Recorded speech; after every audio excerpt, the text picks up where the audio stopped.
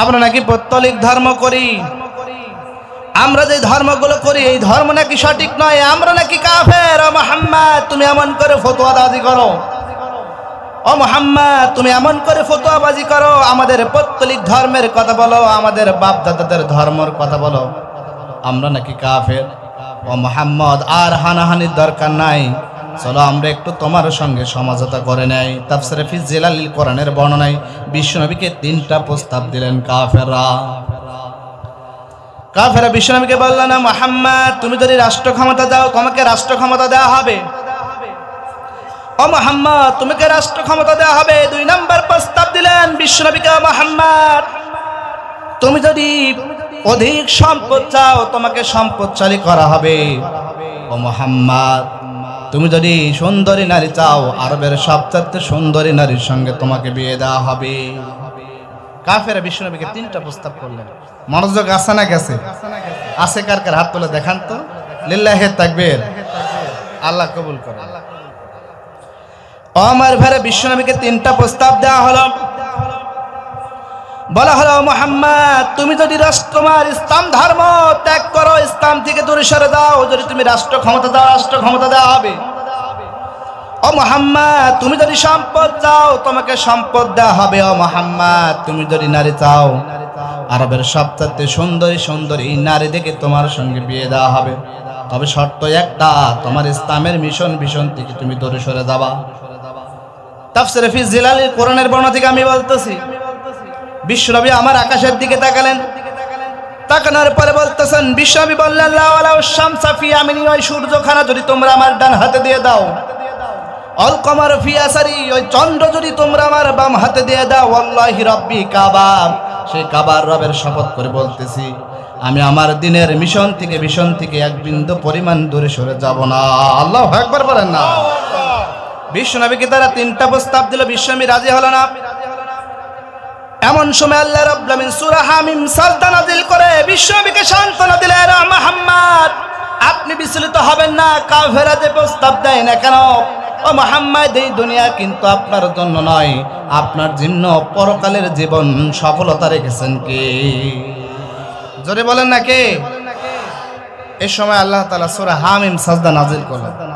আসুন আমরা মূল আলোচনায় চলে যাই। আমরা এতক্ষণ শুনলাম, আমরা সূরার নামকরণ শুনলাম, নাজিলের প্রেক্ষাপট শুনলাম, শানে নুজুল শুনলাম। আসুন আমরা মূল আলোচনায় চলে যাব। মনোযোগ থাকবে না যাবে? থাকবে তো? আলহামদুলিল্লাহ। আল্লাহ রাব্বুল আমিন বলেন, ওয়াকালাল্লাযীনা কাফারু লা তাসমাউ লিহাযাল কুরআনি ওয়ালগাউ ফীহি লাআল্লাকুম তাগলিবুন। জোরে বলুন আল্লাহু আকবার।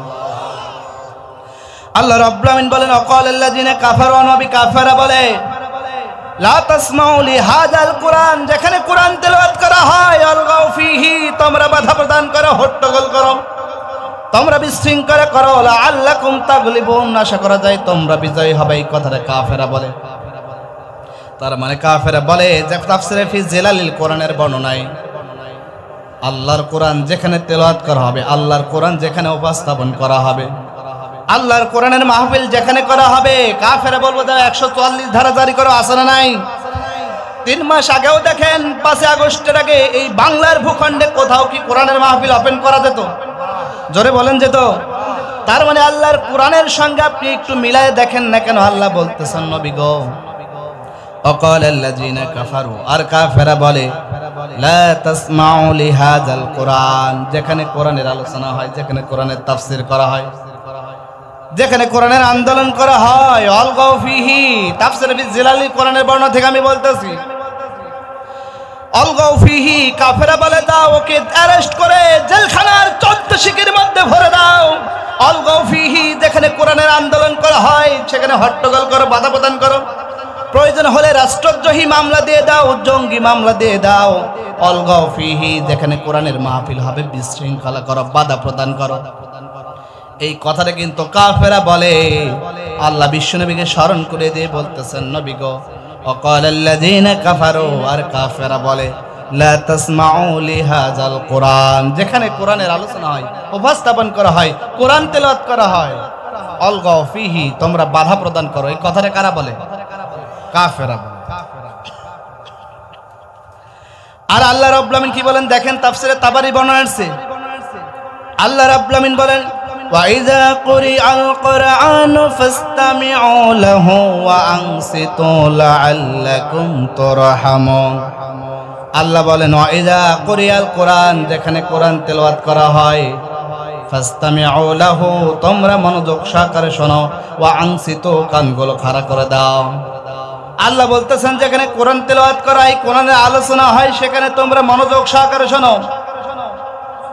আল্লাহ বলতেছেন আনসিতু, কানগুলো খাড়া করে দাও। আর কাফেরা বলে অলগাও ফিহি, তোমরা বাধা প্রদান করো, হট্টগোল করো। দেখেন আল্লাহর সঙ্গে কাফেরদের ভাষার সাংঘর্ষিক আছে না নাই? জোরে বলেন আছে না নাই? তার মানে কি? কাফেরা বলে কোরআন শোনা যাবে না, কোরআন থেকে দূরে থাকতে হবে। আল্লাহ বলতেছেন যেখানে কোরআনের আন্দোলন হবে, কোরআন তেলাওয়াত হবে, মানুষগুলো কি করবে? ফাসতামিউ লাহু, তারা মনোযোগ সহকারে শুনবে, ওয়াংসিতু, কানগুলো খাড়া করে দিবে।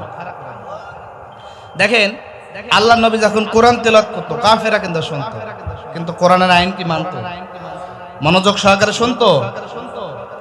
তাফসিরে ফি জিলালি কোরআনের বর্ণনা আছে, আল্লাহর নবী কোরআন তেলাওয়াত করলে কাফেরা শুনতো, এমনকি আবু জাহেল পর্যন্ত শুনতো। শুধু আবু জাহেল নয়, আবু জাহেলের বউ পর্যন্ত শুনতো। আল্লাহু আকবার বলেন না। ও আমার ভাইরা, তাফসিরে ফি জিলালি কোরআনে বর্ণনা আছে, আল্লাহর নবী যখন কোরআন তেলাওয়াত করতেন, আবু জাহেল কিন্তু প্রতিদিন চুপি চুপি কোরআন তেলাওয়াত শুনতো। আল্লাহু আকবার বলেন না। আল্লাহর নবী একদিন কোরআন তেলাওয়াত করতেছেন, আবু জাহেল ঘর থেকে বের হয়ে বিশ্বনবীর কোরআন তেলাওয়াত শুনতে যাবে। আবু জাহেল কোরআন তেলাওয়াত শুনতে যাবে বিশ্বনবীর। এবার আবু জাহেলের বউ বলতেছেন, স্বামী তুমি কোথায় যাও? আবু জাহেল বলতেছেন, আমার বিবি আমি মুহাম্মদ বিন আব্দুল্লাহর কোরআন তেলাওয়াত শুনতে যাই। আল্লাহু আকবার বলেন না। এবার আবু জাহেলের স্ত্রী বলতেছেন, আমার স্বামী তুমি না মুহাম্মাদের বিরোধিতা করো? আবু জাহেল বলতেছেন, আমি মুহাম্মাদের বিরোধিতা করি, কিন্তু মুহাম্মাদের কোরআন তেলাওয়াত কিন্তু ভালো লাগে। তার মানে কি? কোরআনের বিরোধিতা করি, কিন্তু মাগার কি? কোরআন তেলাওয়াত তো ভালো লাগে। আল্লাহ নবী যখন কোরআন তেলাওয়াত করতো, আবু জাহেল একদিন কোরআন তেলাওয়াত শুনে আসবে। শুধু আবু জাহেল একা নয়, বিশ্বনবী যখন কোরআন তেলাওয়াত করতো, মক্কার অন্যান্য কাফেরে কোরআন তেলাওয়াত শুনতো। আবু জাহেল একদিন কোরআন তেলাওয়াত শুনে, বিশ্বনবীর কোরআন তেলাওয়াত শুনে আসতেছে। আসার পথ কিন্তু একটা ছিল। আবু জাহেল বাসায় যখন ফিরবে রাতের অন্ধকারে, আবু জাহেল দেখতেছে ওই পাশ দিয়ে উতবা আসতেছে, এই পাশ দিয়ে সাইবা আসতেছে, আর এক পাশ দিয়ে ওয়ালিদ ইবনে মুগিরা আসতেছে। সকলে এক জায়গায় হাজির হয়ে গেল। আবু জাহেল বলতেছেন, ব্যাপার কি? তোমরা এত রাতে কোথায় গিয়েছিলে? তোমরা এত রাতে কোথায় গিয়েছিলে? উতবা বলতেছেন, আবু জাহেল আমাদেরটা পরে, আগে আপনি বলেন কোথায় গিয়েছিলেন? আবু জাহেল বলতেছেন, আমি মুহাম্মদ বিন আব্দুল্লাহর কোরআন তেলাওয়াত শুনতে গিয়েছিলাম। উতবা সাহেবা ওয়ালিদ ইবনে মুগিরা বলতেছেন, আবু জাহেল আপনি নিজেই যদি নেতা হয়ে মুহাম্মাদের কোরআন তেলাওয়াত শুনতে যান, তো আমরা তো যাবই। এবার আবু জাহেল বললেন, না না, মুহাম্মদ বিন আব্দুল্লাহর কেউ কোরআন তেলাওয়াত শোনা যাবে না। আবু জাহেল সকালে একটা জরুরি মিটিং ডাকলো। আবু জাহেল জরুরি মিটিং ডাকলো, ডাকার পরে একটা জরুরি মিটিং ডাকলেন। ডাকার পরে বললেন, শোনো, আগামীকাল থেকে যদি কেউ বিশ্বনবী মুহাম্মদ বিন আব্দুল্লাহর কণ্ঠে কোরআন তেলাওয়াত শুনতে যাও, পানিশমেন্ট আছে না নাই? শাস্তি আছে না নাই? আবু জাহেল বললেন, আগামীকাল থেকে যদি কেউ বিশ্বনবীর কণ্ঠে কোরআন তেলাওয়াত শুনতে যাও, তাহলে তাদের কিন্তু মাথার চুল কেটে কিন্তু আল কাতরা মাখানো হবে। আল্লাহ নবীর কোরআনের বিরোধিতা করার জন্য আবু জাহেল মাথার চুল কেটে আল কাতরা মাখানো হবে আইন পাশ করল। তার মানে যুগে যুগে কাফেরা বিভিন্ন সবাই বিভিন্ন আইন পাশ করে আল্লাহর কোরআন থেকে মানুষকে দূরে সরানোর জন্য। কেউ আইন পাশ করে মাথার চুল কেটে আল কাতরা মাখানো হবে, কেউ কোরআনের মাহফিল বন্ধ করে 144 ধারা জারি করে, কেউ জঙ্গি তকমা দেয়, কেউ নাটক করে, কেউ রাষ্ট্রদ্রোহী কেস দেয়। সুতরাং ওই আবু জাহেল যেমন আইন পাশ করেছিল আল্লাহর কোরআনের বিরুদ্ধে, 5 আগস্টে বাংলার ভূখণ্ডে আবু জাহেলের খালা আম্মাও কিন্তু এই কোরআনের এগেনস্ট আইন পাশ করেছিল। কথা বলেন ঠিক কিনা? সুতরাং যারা আবু জাহেলের উত্তরসূরি ছিল, আবু জাহেল যেমন কোরআনের 21টা আইন পাশ করেছিল, আল্লাহর নবী কোরআন তেলাওয়াত করলে অন্যান্য মানুষ যাতে কোরআন তেলাওয়াত না শুনতে পারে যেমন আইন পাশ করেছিল, 144 ধারা জারি করেছিল। আমি মনে করি 5 আগস্টের আগে যারা কোরআনের মাহফিল বন্ধ করেছিল ওই সমস্ত মানুষগুলা আবু জাহেলের নীতি অনুসরণ করেছিল। কথা বলেন মুসলমান, ঠিক কিনা? ঠিক কিনা? ঠিক কিনা?